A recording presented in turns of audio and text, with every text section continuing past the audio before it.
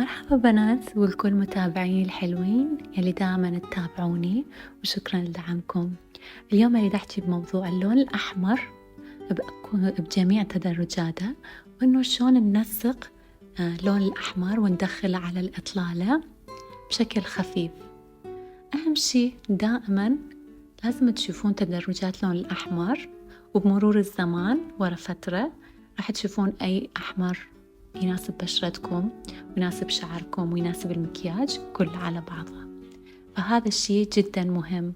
مرات هواية أشوف المرأة لابسة لون أحمر جدا جدا حلو، بس على جسمها أو على بشرتها أو مع الإكسسوارات الغلط، وهذا الشيء يخرب اللوك كله، فديروا بالكم.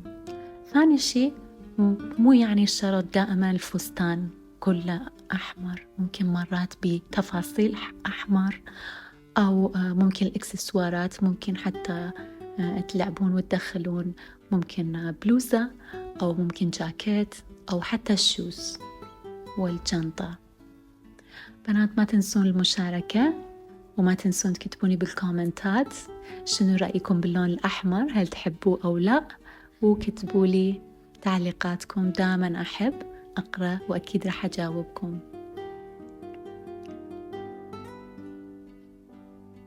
بعد نكتة، مثل ما تشوفون عموما أحلى يصير إذا مع اللون الأحمر، خصوصا إذا هي سهرة أو على عرس أو شي، وأنتوا جا تاخذون يعني الثيم وفكرة اللون الأحمر وفستان الأحمر، مهم إنه تخلون الروج الأحمر بس ما تكثرون.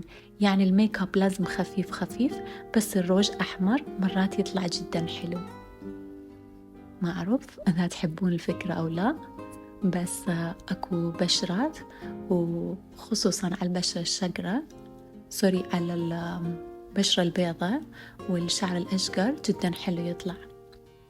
أكو خير طريقة ممكن تدخلون اللون الأحمر وتسوون لمسة أنوثة أكثر، وهي لون الأظافر والمانيكيور، جدا حلو يطلع، أو حتى إكسسوارات الشعر ممكن تنسقوها، بس مثل ما قلت ما تكثرون من الميك اب، وهو يطلع اللوك رخيص ومو راقي.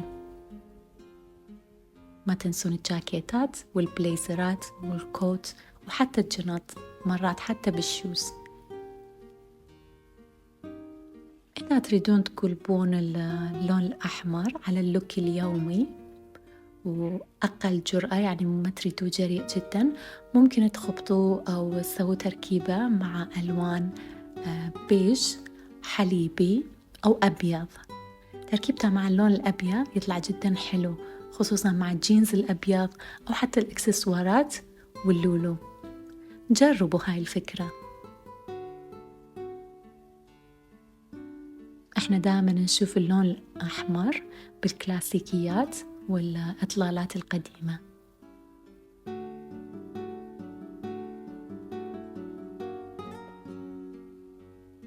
مو شرط كل لون أحمر يطلع حلو على كل النساء، فحاولوا مثل ما قلت تلقون التدرج المناسب لبشرتكم. شكرا لمتابعتكم، وأشوفكم على الفيديو الجاي. أحبكم جدا.